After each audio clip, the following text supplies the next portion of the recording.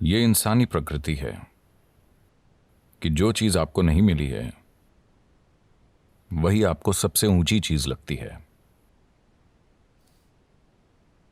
जो आपके पास नहीं होता उस पल वही सबसे बड़ा लगता है। अगर आपने 2 दिनों से खाना नहीं खाया तो खाना भगवान हो जाएगा। आया ना? नहीं? हाँ। अगर आपको यह समझ नहीं आया तो मुंह बंद करके 2 मिनट तक अपनी नाक पकड़िए। अब आप भगवान चाहेंगे या हवा? हवा। अगर भगवान खुद पूछें हवा चाहिए या भगवान, आप कहेंगे आप भाड़ में जाइए, मुझे सांस लेनी है। क्योंकि उस पल जो भी चीज आपके पास नहीं होती वो खुद को इतना बड़ा कर लेती है कि बाकी हर चीज को ढक लेती है। या दूसरे शब्दों में, जब आप मजबूरी की स्थिति में होते हैं तब चीजों को वैसा नहीं देखते जैसी वो हैं, वो बहुत बढ़ चढ़ जाती हैं। अगर आपका ब्लैडर भरा है, 1 मिनट, मैं आत्मज्ञान की बात कर रहा हूं। आपका ब्लैडर भरा हुआ है, क्या आपको रुचि होगी? मुझे आत्मज्ञान नहीं चाहिए। फिलहाल बाथरूम जाना ही परम मुक्ति जैसा है। हाँ या ना? तो चाहे जो मजबूरी हो, मजबूरी की स्थिति होने पर आप किसी भी चीज को उसके असली रूप में नहीं देखते। Life will get distorted to make you think that that is it at that moment. जीवन उस पल आपको यह सोचने पर मजबूर कर देगा कि यही सच है। तो इस तरह इंसानी जीवन एक मजबूरी से दूसरी में जाता रहता है। यह आपको चीजों को उनके उनके असली रूप में देखने का कभी समय ही नहीं देता। अगर आप जीवन को वैसा नहीं देख सकते जैसा वो है, तो क्या आप उसे वैसे संभाल पाएंगे जैसे संभाला जाना चाहिए? बिल्कुल नहीं, है ना?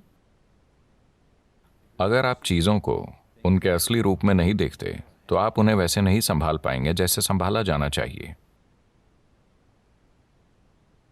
इसी कारण लोगों के जीवन और समाज कई तरह से भद्दे हो गए हैं। जब मैं भद्दा कहता हूं तो मेरा मतलब है सामान्य।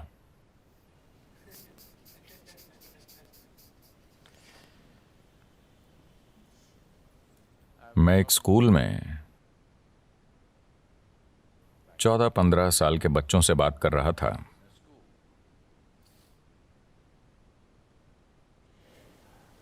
And वो लगभग 11-12 लड़के लड़कियां थे। मैं उनसे पूछ रहा था कि वो आगे क्या करेंगे, because they were in the 10th standard or something. क्योंकि वो शायद 10वीं क्लास में थे। वो सिर्फ नौकरी ढूंढकर पैसा कमाने की बात कर रहे थे। मुझे विश्वास ही नहीं हुआ, क्योंकि जीवन भर मैंने कभी पैसे कमाने की नहीं सोची। मेरे पिता अपना सिर पीटते थे, इस लड़के के दिल में डर ही नहीं है, इसका क्या होगा, इसका क्या होगा। मैंने कहा डर नहीं होना समस्या है? मुझे लगा डरना समस्या है। मैंने कभी नहीं सोचा कि डर ना होना समस्या है।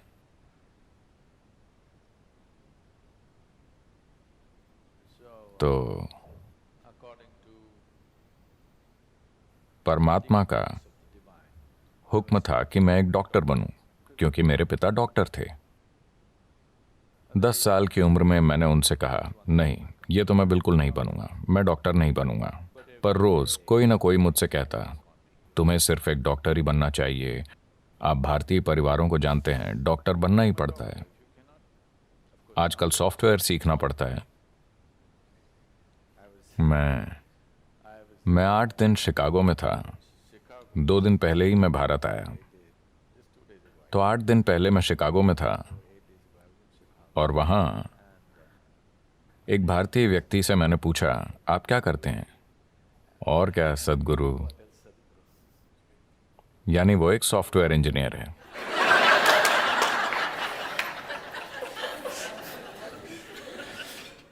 कुछ समय पहले कोई कहता और क्या, तो वो एक डॉक्टर होता।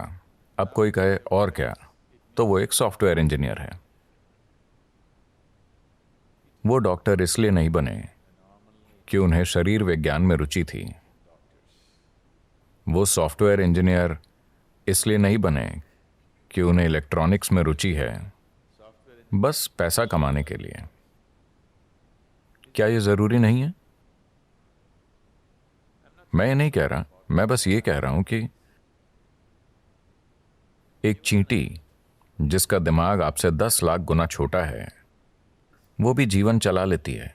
आपका दिमाग इतना बड़ा है, आपको क्या समस्या है? मैं ये इसलिए कह रहा हूं क्योंकि ये बुरी तरह से सीमित करने वाला विचार युवाओं पर थोपा जा रहा है कि आपको पैसे कमाने होंगे, कि यही सबसे बड़ी चीज है।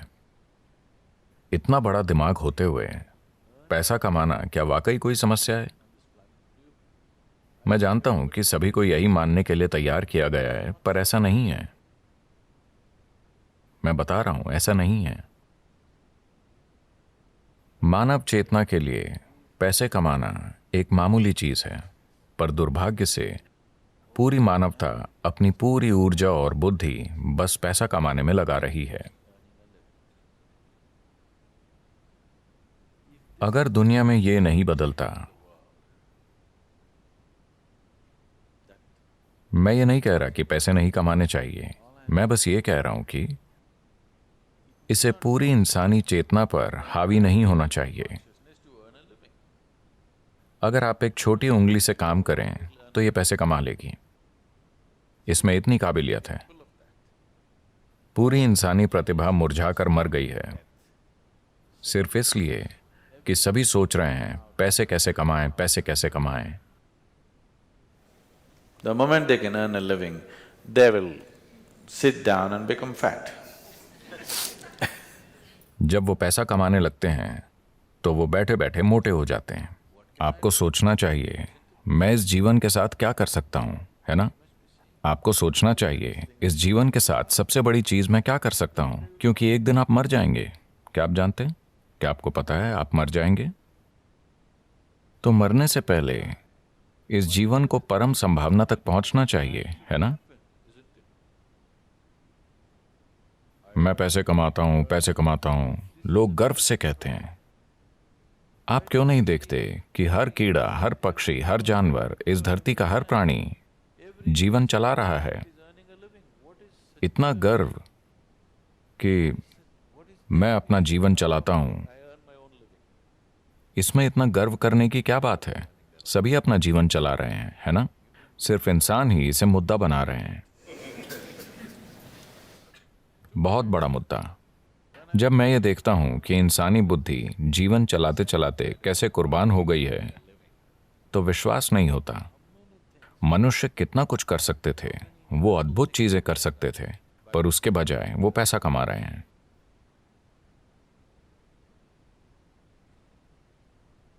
तो ये बहुत जरूरी है।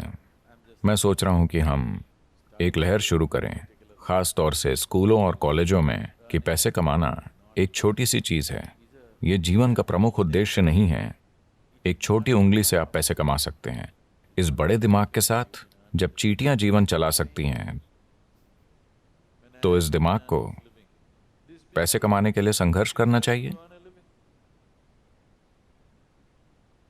यह समस्या बन गई है क्योंकि आप किसी और जैसा बनना चाहते हैं, है ना? आप किसी दूसरे जैसा बनना चाहते हैं। आप गुलाम बन जाते हैं और इस चक्कर में पड़ने के बाद और कुछ नहीं हो पाता। आप हमेशा के लिए इसी में फंस जाते हैं। अब जिस संभावना को हम योग कहते हैं वो शरीर को मरोड़ने, फिट होने या स्वस्थ होने के बारे में नहीं है। अगर आप प्रकृति के साथ तालमेल में हैं तो प्रकृति ये सब कुछ कर देगी। ये अपने सिस्टम की ज्यामिति के माध्यम से ब्रह्मांड की ज्यामिति समझने के बारे में है। मैं इसे ज्यामिति कह रहा हूं क्योंकि ब्रह्मांड एक ज्यामिति है ना? पृथ्वी सूरज के चारों ओर घूम रही है। यह क्या है? डीजल की शक्ति? क्या एक डीजल इंजन इसे धक्का दे रहा है? अगर ऐसा होता तो इंजन की आवाज से हम मर जाते। ज्यामिति इतनी अच्छी है कि धरती बस घूमती ही चली जा रही है ना? आपने लगातार चलने वाली मशीनें देखी हैं? क्या छोटी मशीनें? अगर आप बस ऐसे करें तो वो सालों तक चलती रहेंगी। तो ये बस यही है, ज्यामिति की सटीकता इसे लगातार चलाती रहती है। पूरे ब्रह्मांड में ज्यामिति सटीकता है, तभी ये अपनी जगह पर टिका है, वरना नहीं टिकता। अगर आप अपने शरीर को एक खास तरह से संभालना सीखें, अगर आपके शरीर की ज्यामिति बाकी सृष्टि की ज्यामिति के साथ तालमेल में है, तो अचानक एक तालमेल होगा जिसके द्वारा आप पूरा ब्रह्मांड इसमें उतार पाएंगे। ये कोई छोटी चीज नहीं है। अगर आप बस ऐसे जिएं तो आप हड्डी और मांस का एक टुकड़ा हैं। अगर आप इसे सही कर लें तो अचानक ये कुछ और बन जाता है। शायद अब लोगों को ये अनुभव नहीं होता क्योंकि आपके पास टाटा स्काई, डिश नेट वगैरह है। पर मान लीजिए 80 का दशक है और आपके घर के टीवी में दूरदर्शन चल रहा है। आप अपना पसंदीदा क्रिकेट मैच देख रहे हैं। अचानक आपका टीवी बूप बूप करने लगा। तब आप छत पर जाते और वहां एक एल्युमिनियम एंटीना होता था। ऐसा किया, कुछ नहीं आया। वैसा करो, कुछ नहीं आया। पर उसे सही जगह पर घुमाने पर दुनिया आपके कमरे में उतर आती। यह भी ऐसा ही है।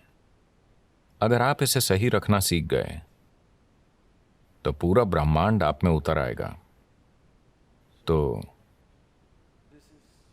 खुद की इंजीनियरिंग का मतलब बेहतर रूप से सांस लेना, ज्यादा स्वस्थ होना नहीं है। नहीं, ये मनुष्य होने की पूरी क्षमता को जानने के बारे में है।